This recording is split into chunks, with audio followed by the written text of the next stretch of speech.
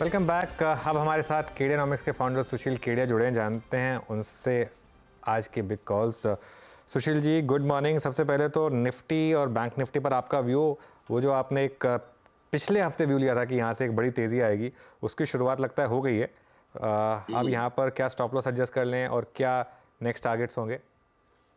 देखिए, wall street 10% ऊपर बढ़ गया और निफ्टी अभी तक 4% ही ऊपर है। तो हमने ऐसा कोई गुनाह तो किया नहीं है, भले ठीक है उनके यहाँ इंटरेस्ट रेट घट गई और इन्फ्लेशन घट गया। तो कैचअप एक्ट में भी 21,200 का जो टारगेट मैंने आपसे निकाला था, अभी तक की वॉल स्ट्रीट की चाल को भी हम कैचअप करते हैं तो 21,200 तो वहीं आ जाएगा। तो देखिए, ऊपर के भावों में कल्पना को करते वक्त थोड़ा सा अनुशासन रखना, थोड़ा सा बेबाक कम होना जरूरी होता है, लोग बह जाते हैं। और मुझे लगता है कि वॉल स्ट्रीट अभी भी यहाँ से 6-7% और बढ़ेगा। इन्फ्लेशन घट गया, इंटरेस्ट रेट घट रहे हैं, डॉलर टूट गया बुरी तरह से। आप देखो डॉलर इंडेक्स की चार्ट अगर मैं आपको यहाँ दिखा पा रहा हूँ, तो ये डॉलर यहाँ से अब बहुत बेतहाशा टूटना शुरू हो गया है। तो इस डॉलर इंडेक्स की घटने में पूरे वर्ल्ड के इक्विटी मार्केट्स मेरे को लगता है एक तरफा बहते चले जाएंगे ऊपर। यहाँ से अभी तक डॉलर इंडेक्स खाली 2% घटा और तब ये कमाल हो गया। मुझे लगता है कि 98-97 तक के लेवल तक डॉलर इंडेक्स जा सकता है अगले 1-1.5 महीने में। तो एक तरफा तेजी का ही रुख अपना के चलना चाहिए, पुल बैक्स में लेना चाहिए। और निफ्टी, बैंक निफ्टी के अगर मैं स्पेसिफिक लेवल्स की बात करूं, 21,200 अगर मान लीजिए हमने निफ्टी पे काफी पहले ही आंकड़ा निकाल लिया था वॉल स्ट्रीट के घूमने और इस माहौल के बनने के बाद, तो उसको अपवर्ड रिवीजन करने के लिए इंतजार करेंगे, पहले वहां तक पहुंचे। तो बैंक निफ्टी चूंकि सारे के सारे बैंक्स बहुत बड़े लैगार्ड्स लग रहे हैं, पूरा अगर कोई सेक्टर एक लैगार्ड है तो बैंक्स हैं। इसलिए शिष्टाचार हेतु मैं एक बार के लिए इतना ही पकड़ूंगा कि ये अपने प्रायर हाई को टेस्ट कर लेंगे, क्या पता थोड़ा सा उससे ऊपर चले जाए। यहाँ पे हम ज्यादा अग्रेसिव नहीं है। बैंक निफ्टी और बैंक्स के स्टॉक्स में बिल्कुल बस मेंटेनेंस बाइंग या मेंटेनेंस ट्रेड्स हैं। कैपिटल सबके पास सीमित है, इसलिए हम इस बार बैंक्स में ज्यादा कुछ नहीं करके उस कैपिटल को बाकी सेक्टर्स और स्टॉक्स में झोंक रहे हैं। ओके, चलिए ये बात हो गई निफ्टी और बैंक निफ्टी की। आज की रॉकेट कॉल्स क्या रहेंगी सुशील, बिग स्टॉक्स?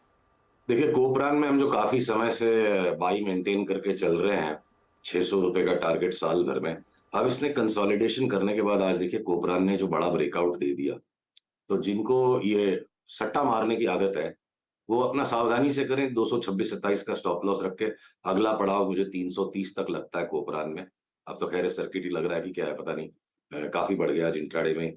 बंद हुआ था 227 का भी 241 है, तो कोई भी पुल बैक मिले तो कोपरान लेना चाहिए।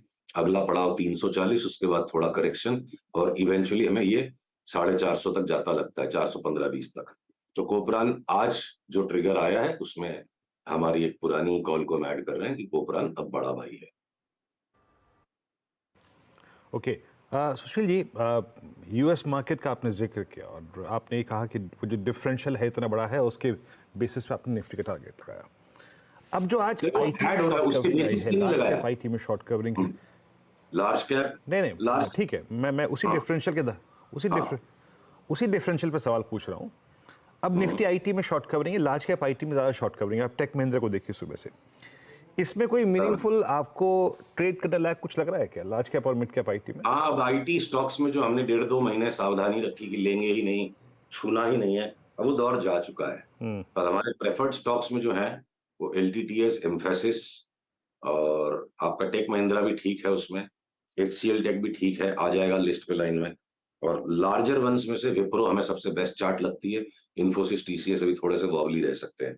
तो आईटी छोड़िए, अब तो जो थके थकाए बिल्कुल मेटल के स्टॉक, अगर हिंडाल्को ने ब्रेकआउट दे दिया और वो भी 10% उछलेगा, और जेएसडब्ल्यू स्टील तो खैर ठीक है, मजबूत चार्ट है। Even steel authority of India limited और टाटा स्टील भी 10-10% उछलेंगे।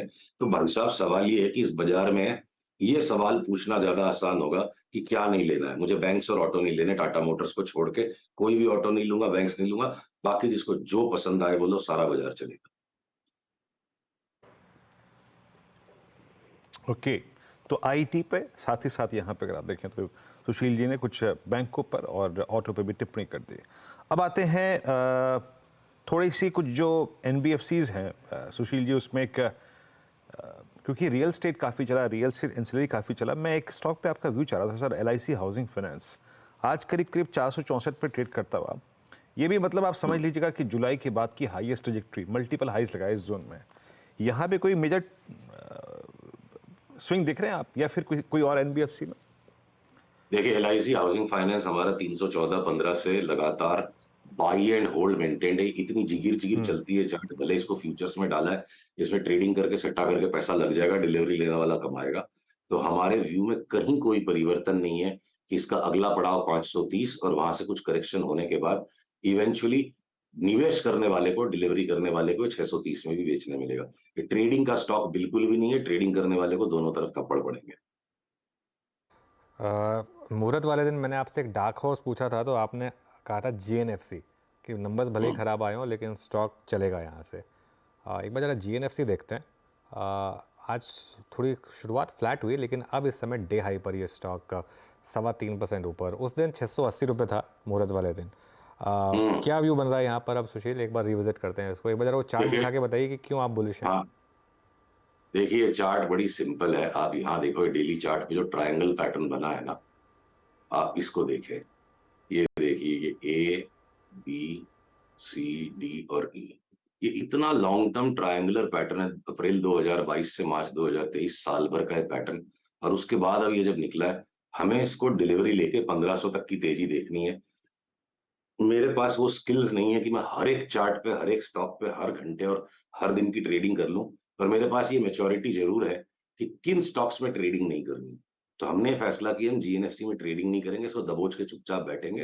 अब 1500 का भाव आएगा तब तक इसको हम रिव्यू नहीं करेंगे, चुपचाप बैठे रहेंगे। इसको रोज रोज छेड़ेंगे तो सौदा बिगड़ जाएगा कुछ। ये बहुत नॉइजी है स्टॉक डेली बेसिस पे, और उसी में ट्रेडर्स पैसा खो देते हैं और इन्वेस्टर्स में पैसा कमा लेगा। तो हमारा फैसला है कि इसको हम डेली ट्रेड नहीं करेंगे।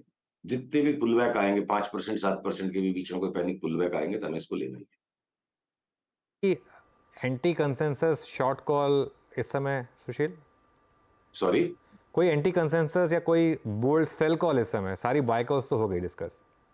अब देखिए, अगर अब जिद ही मचानी है, जब मतलब बोलते हैं ना कि पैसा बरस रहा है, तो उसको बटोरने की बजाय अब हम जाके और कहीं छेड़छाड़ करें, तो चलिए अगर जिद ही मचानी तो टाटा केमिकल्स की एक चार्ट है जो बेरिश है।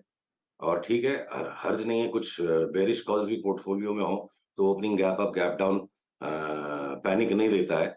देखिए, टाटा केमिकल्स इस चैनल के नीचे आ चुका है, एक बार फिलहाल ओवरसोल्ड है। अगले 2-4 दिन में जब भी ये रिबाउंड मारता है 990-95 की तरफ, जो कि यहाँ से 5% ऊपर ये भी हो गया, तो अगले दौर के लिए हम टाटा केमिकल्स को करीब करीब समझिए 990 का 92 का स्टॉप लॉस रख के बेच के बैठेंगे, तो 800 750 तक कुछ भी हमें काटने को नीचे मिल सकता है। एक स्टॉक पे अनुज में एक अर्जेंट अपडेट आप लोगों को देना चाहूंगा, क्योंकि कई बार आपने इसके बारे में पूछा है। बीएसई 1400 पे घबरा के कि हमारी औकात से ज्यादा पैसा बन गया, हमने आपको एक कॉल दिया कि आधा माल हम यहाँ बेच रहे हैं, और ये 1340 से जब 1400 से घुमा, और आधे की हम ट्रेडिंग करेंगे।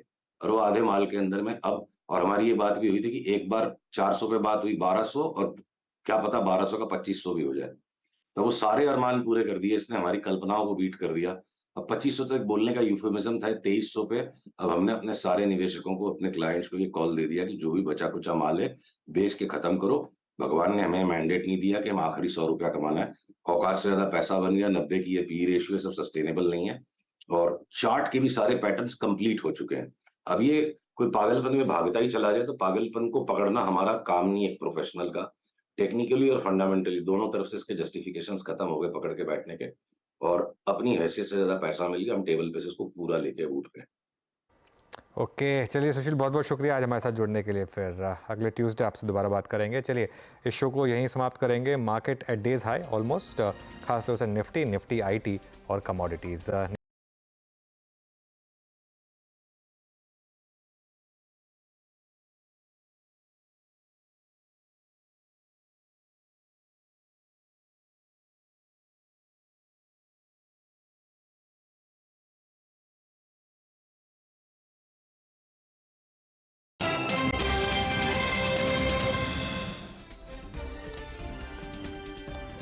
दस के दमदार ट्रेड्स में आपका स्वागत है। वीरोड में रहेंगे अगले आधे घंटे आपके साथ आशीष बहेती और राजेश सतपुते।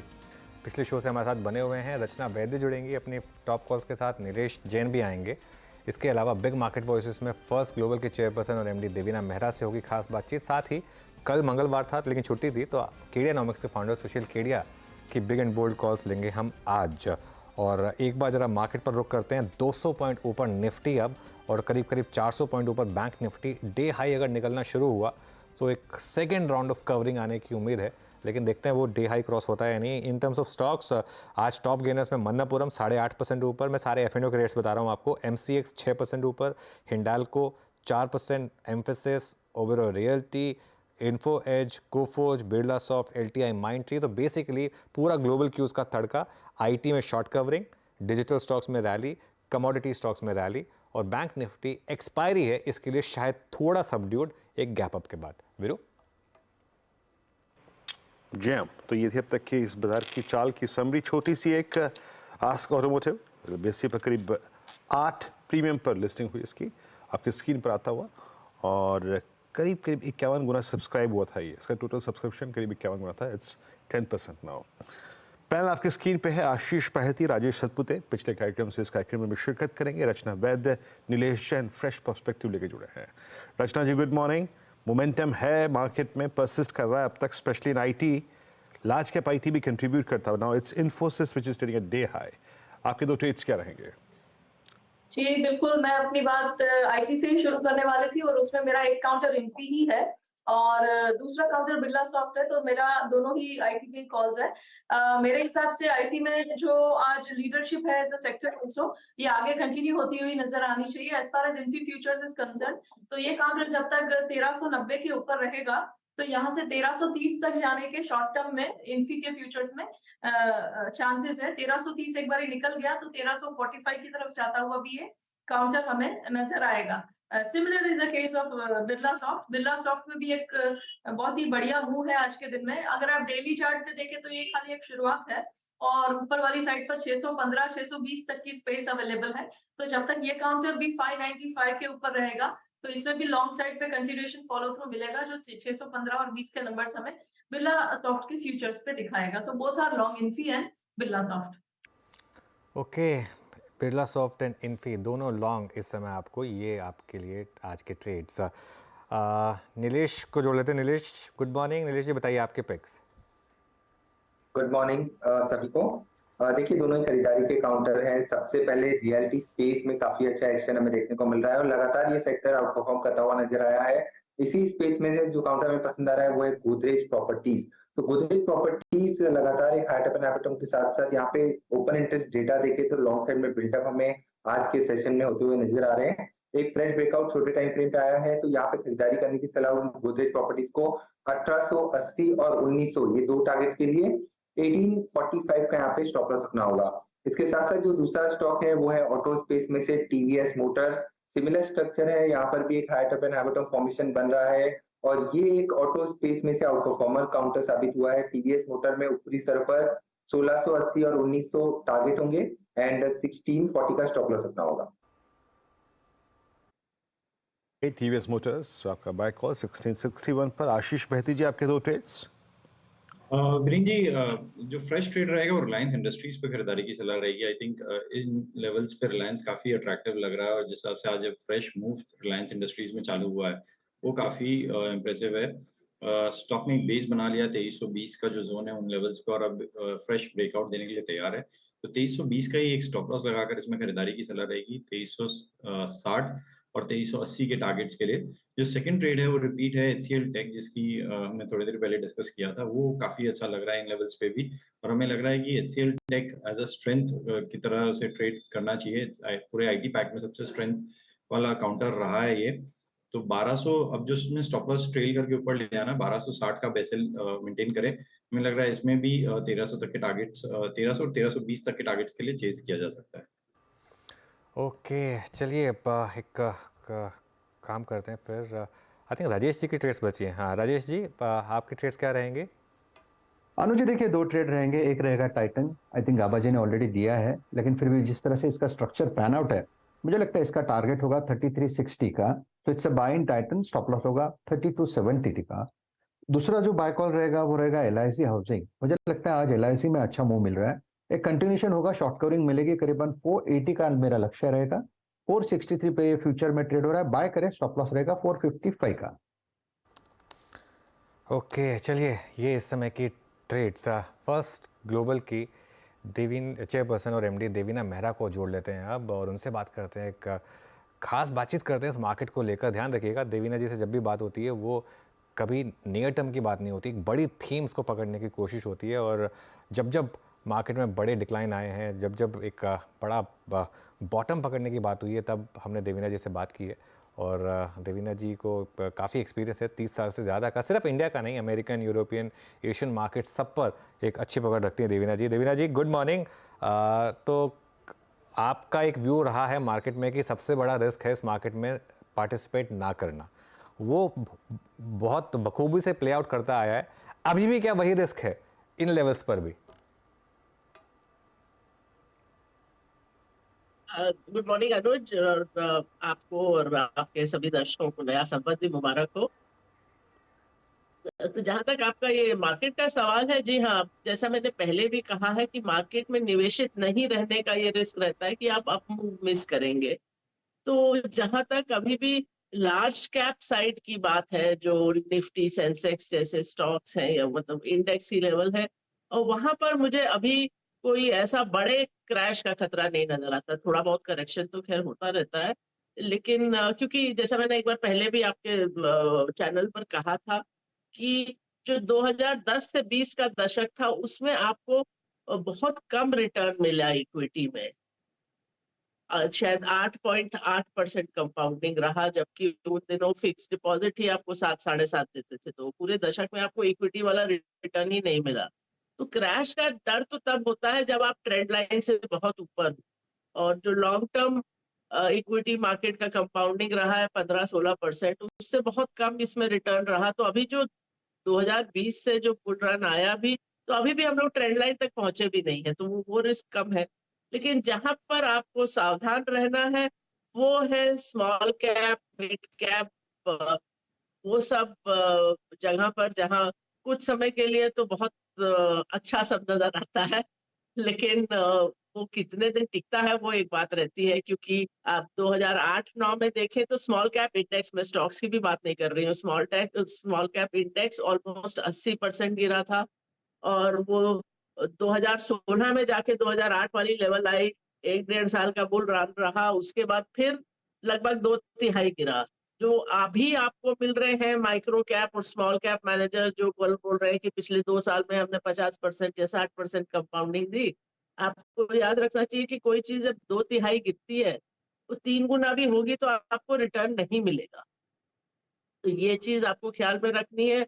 स्मॉल कैप में बहुत सारे स्टॉक्स होते हैं जो एक बुल रन के बाद गायब ही हो जाते हैं। मैं अभी एक स्टॉक मार्केट हिस्ट्री वाली किताब पढ़ रही थी, तो उसमें जो 93-94 और इसके आसपास का जो बुल रन था, उसमें आईपीओ भी आए थे, तो हर साल 1000 कंपनी, 1300 कंपनीज, इतनी लिस्टिंग हुई थी। अब उन कंपनीज का कोई नामो निशान नहीं है। पूरा बीएससी का और एनएससी मिला के लिस्टिंग 4-5 हजार स्टॉक्स की रहती है। और तो ऐसे आईपीओ भी आते हैं जिसमें बूम टाइम में जो कुछ साल बाद वो स्टॉक्स ही नहीं आपको नजर आते ट्रेड होते।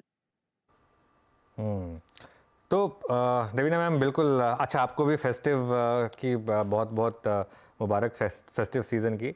तो अब इस समय आपकी बिग कॉल्स क्या हैं? इस समय आप कहाँ पर बड़ा निवेश करने के लिए या तो खुद कर रही हैं या फिर अपने पोर्टफोलियो में क्या बिग इन्वेस्टमेंट कर रही हैं आप इस समय?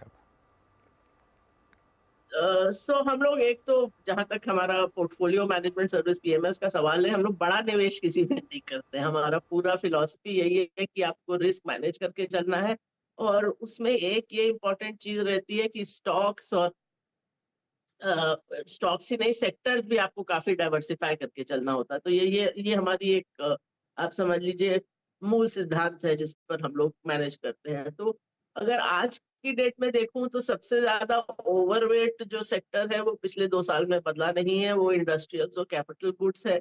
बहुत सारे लोगों ने 2023 में उसकी बात करनी शुरू की। हमने इस सेक्टर में ओवरवेट कॉल लिया था अक्टूबर 2021 में। अब 2 साल हो गए, उसमें बहुत सारे स्टॉक्स ने अच्छा रिटर्न दिया, बहुत अच्छा रिटर्न दिया, दुगना तिगना भी हो गया।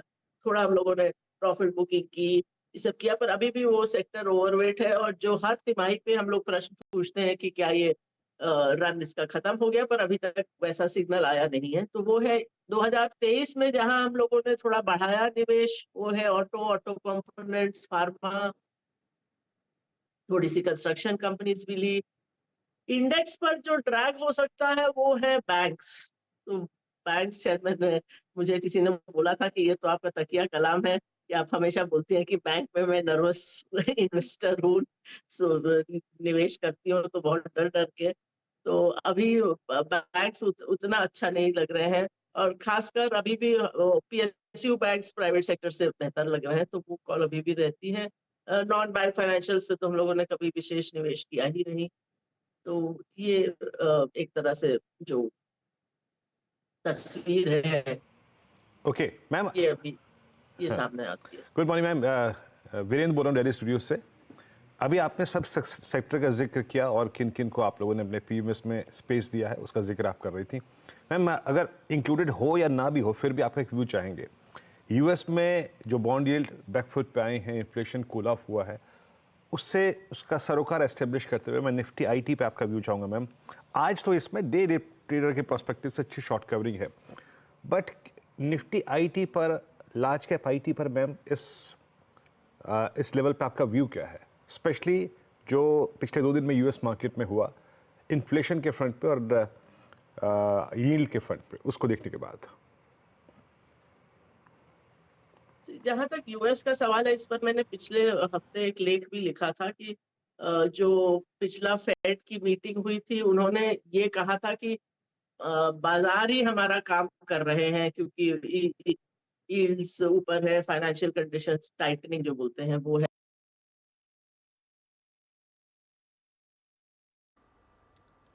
कम होने लगी थी। तो उसी टाइम मैंने ये लेख लिखा था कि ये अब एक तरह से वो होता है कि फीडबैक लूप की, आप एक चीज से दूसरी चीज असर होती है और फिर दूसरी से पहली फिर होती है। तो अगर इस तरह से बाजार रहा तो फेड फिर से बोलेगा कि हमको इन्फ्लेशन पे कंसंट्रेट करना है, जिसे बोलते हैं हॉकिश स्टैंड लेगा, और वो हुआ भी। उसके बाद से फेड ने यही कहा कि हम लोग को अभी इन्फ्लेशन से ध्यान नहीं हटाना है। जहां तक आईटी का सवाल है, उतना सीधा सीधा तो असर नहीं होता है। और जैसा कि मैंने पहले कहा, और आप ज्यादातर मैनेजमेंट कमेंट्रीज में भी आपने ये सुना होगा कि वही होता है कि थोड़ा डील आगे चली जाती है। जो आपने सोचा इस तिमाही में होगा, वो 3 महीने 6 महीने आगे चली गई। पर अभी कोई ऐसा नहीं लगता कि कोई बहुत ही खराब स्थिति है। वो सेक्टर अगर हम पूरा देखें तो हमको बहुत बहुत ही अच्छा भी नहीं लगता, बहुत खराब भी नहीं लगता। और सेक्टर के में मिड कैप में ज्यादा पिक्स हमारे सिस्टम्स को नजर आ रही हैं। तो हम लोग का निवेश है कुछ लार्ज कैप आईटी में भी, पर ओवरवेट नहीं है। अच्छा मैम, कमोडिटीज़ पे आपका व्यू क्या है? आई मीन मेटल्स पे हो गया, प्रीशियस मेटल्स पे हो गया, या फिर एक केमिकल बास्केट भी जिसने CY23 में अब तक परफॉर्म नहीं किया है, उसके इश्यूज बहुत थे। आपका इन पर व्यू मैम कमोडिटीज़ पर? अभी तो इतना कोई कॉल नजर नहीं आ रहा कि ये कमोडिटीज में से कोई भी बहुत अच्छा लग रहा है। बल्कि जब ऑयल नीचे गया तो थोड़ा रिफाइनरी वगैरह जो स्टॉक्स है वो थोड़ा बेहतर लगने लगे, क्योंकि वो इनपुट उनका सस्ता हुआ। पर अभी कोई इतना बड़ा कॉल पॉजिटिव साइड पे मेटल्स का या केमिकल्स का अभी तो नहीं नजर आ रहा। और केमिकल्स में आपको थोड़ा सा ध्यान भी देना पड़ता है, क्योंकि केमिकल एक बहुत ही कहें तो उसमें बहुत सारी चीजें जो बिल्कुल ही अलग अलग डायनामिक्स वाली हैं वो केमिकल बास्केट में रहती हैं। तो जब वो कमोडिटी साइकिल बहुत अच्छा था 2020-21 में, तो कुछ कंपनीज के लिए तो बहुत अच्छा था क्योंकि उनके उत्पाद का भाव बढ़ा था। कुछ और कंपनीज के लिए तो मार्जिन खत्म हो गए थे, क्योंकि जो उनको चाहिए था रॉ मटेरियल उसका दाम बढ़ा था। तो वो केमिकल तो एक आप पूरा सेक्टर कॉल ले भी नहीं सकते। उसमें मैं खाली आपको एक चीज ये बोलना चाहूंगी कि हम लोग ये हमेशा ध्यान रखते हैं कि जिस चीज में भी हम लोग निवेश करें उसमें अपने मन में बहुत सारी कहानी नहीं बना लें उसके लिए। एक समय था 2020-21 में जब हमारे टॉप परफॉर्मिंग स्टॉक्स में केमिकल्स थे कई सारे, पर उसके बाद जब वो केमिकल बाजार की स्थिति बिगड़ने लगी तो हम बिना उसमें सोचे हम लोग उससे निकल भी गए। जब आप अपने मन में बहुत कहानी बना लेते हो किसी कंपनी के बिजनेस के बारे में या उनके मैनेजमेंट प्रबंधन के बारे में, तो फिर आपके लिए निकलना मुश्किल हो जाता है। तो इसलिए हमेशा एक जो मैं कहती हूँ कि अपने घर परिवार वालों से, अपने मित्रों से प्रेम करिए, स्टॉक से प्रेम नहीं करिए।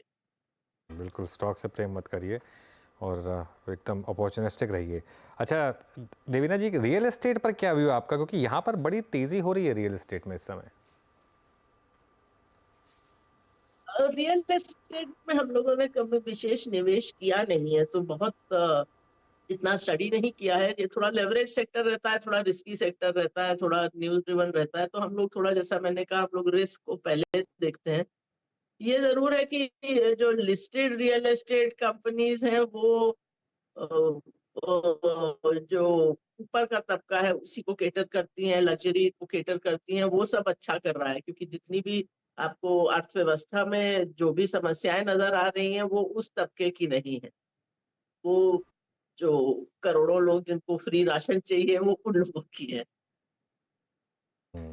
ओके देवीना जी, बहुत बहुत शुक्रिया आज हमारे साथ जुड़ने के लिए, और आपको एक बार फिर से नए साल की बहुत बहुत शुभकामनाएं। शुक्रिया अनुज। चलिए एक छोटा सा ब्रेक ले रहे हैं, ब्रेक लेकर लौटेंगे तो केडियानॉमिक्स के फाउंडर सुशील केडिया से बात करेंगे।